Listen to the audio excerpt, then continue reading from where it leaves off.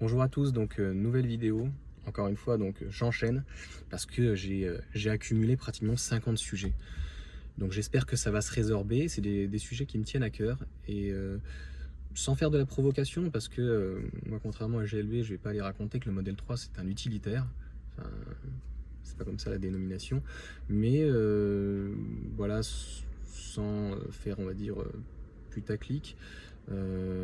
Je trouve que le modèle Y ressemble plus donc est typé en tout cas monospace, euh, pas forcément premium, mais comme les premium puisqu'on a des performances au-delà il manque des options, il manque la voiture, ça fera partie d'une autre vidéo, donc est relativement dépouillée, il n'y a pas les angles morts, il n'y a pas de rappel au niveau des clignotants, les radars qui manquent, etc. etc.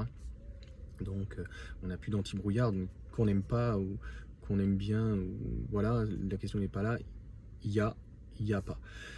Donc ça me fait un peu rigoler voilà, quand on dit 4x4 ou SUV.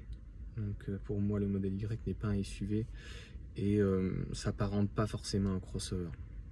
Parce que le châssis est quand même légèrement quand même un petit peu plus surélevé, mais la caisse en soi n'est pas plus surélevée en fait, c'est plutôt le siège qui est donc remonté de presque 10 cm et on a un petit peu plus quand même de roulis sur le modèle Y que le modèle 3, c'est tout à fait normal, hein. On a pratiquement 20 cm de plus de caisse de hauteur entre le sol et le haut du véhicule, et donc ben, le châssis obligatoirement va prendre plus de roulis. C'est tout à fait normal, c'est la même chose quand vous prenez un châssis d'une Renault, parce qu'ils font pas mal de trafic, quand vous prenez les Kangoo, ce genre de choses, bah, mais même ne serait-ce que la prise au vent sur autoroute est beaucoup plus importante. Donc voilà, donc c'était une réflexion là-dessus. 4x4 non, SUV non plus, crossover j'y crois pas trop.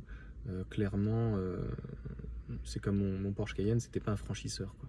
Voilà, sinon faut aller chez Range Rover, éventuellement un Discovery, mais ou les Jeep, alors pas un Cherokee, mais vraiment les Jeep Wrangler ou ce genre de choses qui sont beaucoup plus des franchisseurs. Donc, mais clairement, je perds sur le Porsche Cayenne, donc le 4 roues motrices et le comportement routier sur les petites routes sinueuses comme j'ai pu avoir au mois d'avril dans le sud où la route était coupée et concrètement j'ai dû passer sur des petits chemins, enfin une route qui était complètement défoncée, il n'y a pas d'autre mot, mais vraiment défoncée.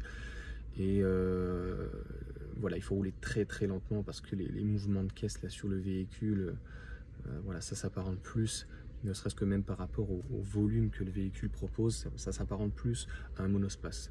C'est pour ça que le iX1 par exemple me plaît et me plairait beaucoup, parce que on est sur un vrai 4x4, hein. Le X1 du départ n'a plus rien à voir avec le iX1 actuel, 4,50 m, 4 roues motrices. A priori, il y a un pas très bon braquage non plus dessus. En tout cas, hier, je lisais, ma femme lisait qu'il y avait les BMW donc en 4 roues motrices i4, c'était pas mieux que chez Tesla. Voilà, donc ça c'est des choses en tout cas à améliorer. Et c'est concrètement pour ça que j'ai pris la Mégane E-Tech une Model 3, parce qu'au-delà d'être long, c'est pas très grave quand le véhicule est long et très large, mais il faut que dans ces cas-là, ça compense par un excellent rayon de braquage.